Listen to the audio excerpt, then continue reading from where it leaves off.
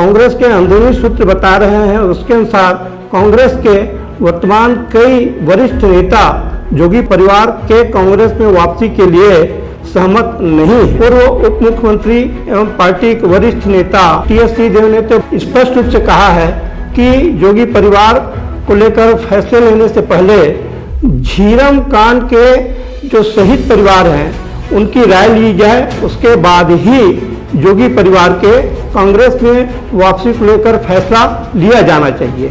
छत्तीसगढ़ की राजनीति में सर्वाधिक चर्चित जोगी परिवार इन दिनों एक बार फिर कांग्रेस में वापसी के लिए बेताब नजर आ रहा है। इसके लिए श्रीमती रेणु जोगी द्वारा बकायदा पीसीसी चीफ दीपक बैज को एक आवेदन लिखा गया है, जिसमें श्रीमती रेणु जोगी ने अपनी पार्टी छत्तीसगढ़ जनता कांग्रेस के राष्ट्रीय अध्यक्ष की हैसियत से अपनी पार्टी का कांग्रेस में विलय करने के लिए अनुरोध किया है। हालांकि इस पर अभी फैसला नहीं हो पाया है। इसका फैसला कांग्रेस की एक 7 सदस्यीय कमेटी करने वाली है, जिसकी बैठक शीघ्र होने की चर्चा है। इस कमेटी में चरणदास महंत, दीपक बैज, पूर्व कांग्रेस अध्यक्ष मोहन मरकाम एवं धनेन्द्र साहू के अलावा छत्तीसगढ़ कांग्रेस के प्रभारी सचिव सहित 7 सदस्य शामिल हैं। सभी सदस्य मिलकर जोगी परिवार सहित उन सभी लोगों के आवेदन पर विचार करेगी जो कांग्रेस वापसी करना चाहते हैं।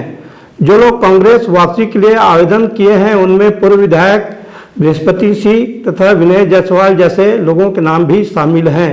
हालांकि जोगी परिवार की कांग्रेस में वापसी होगी या नहीं यह तो भविष्य में ही पता चलेगा, किंतु कांग्रेस के अंदरूनी सूत्र बता रहे हैं, उसके अनुसार कांग्रेस के वर्तमान कई वरिष्ठ नेता जोगी परिवार के कांग्रेस में वापसी के लिए सहमत नहीं है। आपको बता दें कि जोगी कांग्रेस का गठन 2016 में किया गया था। इसके पहले कांग्रेस के तत्कालीन प्रदेश अध्यक्ष भूपेश बघेल के नेतृत्व में तत्कालीन प्रदेश कांग्रेस कमेटी ने अमित जोगी को जहां पार्टी से निष्कासित किया था, इसके अलावा पूर्व मुख्यमंत्री अजीत जोगी को पार्टी से निष्कासित करने के लिए एक प्रस्ताव राष्ट्रीय कांग्रेस कमेटी को भेजा गया था। इसके बाद ही निष्कासित होने से पहले ही जोगी ने अपनी एक नई पार्टी छत्तीसगढ़ जनता कांग्रेस जे के नाम से गठन की घोषणा की थी। 2018 के चुनाव में इस पार्टी ने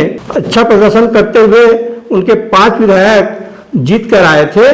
तब छत्तीसगढ़ जोगी कांग्रेस ने बसपा से गठबंधन किया था, किंतु 2023 के आते आते उनमें से अधिकांश विधायक पार्टी छोड़कर अन्य दलों में चले गए थे। दरअसल 2014 में अंतागढ़ उपचुनाव हुआ था, जिनमें कांग्रेस ने मंतूराम पवार को अपना प्रत्याशी घोषित किया था, किंतु मंतूराम पवार ने अचानक से अपना नाम वापस लेकर छत्तीसगढ़ की राजनीति में तहलका मचा दिया था।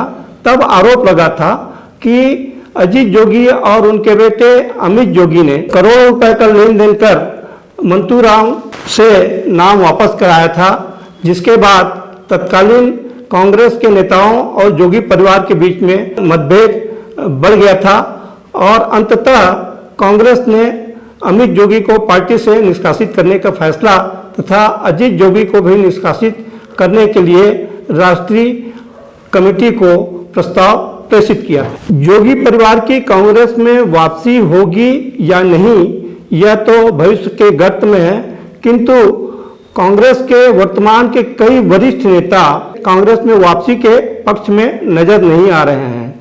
इस मामले को लेकर पूर्व उप मुख्यमंत्री एवं पार्टी के वरिष्ठ नेता टीएस सिंहदेव ने स्पष्ट रूप से कहा है कि जोगी परिवार को लेकर फैसले लेने से पहले झीरम कांड के जो शहीद परिवार हैं उनकी राय ली जाए, उसके बाद ही जोगी परिवार के कांग्रेस में वापसी को लेकर फैसला लिया जाना चाहिए।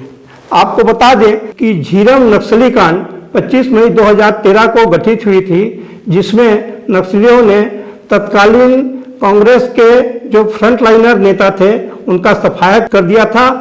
इस हत्याकांड में तत्कालीन प्रदेश कांग्रेस अध्यक्ष नंद कुमार पटेल, पार्टी के वरिष्ठ नेता विद्याचरण शुक्ल और बस्तर टाइगर के नाम से मशहूर महेंद्र कर्मा की नृशंस हत्या कर दी गई थी।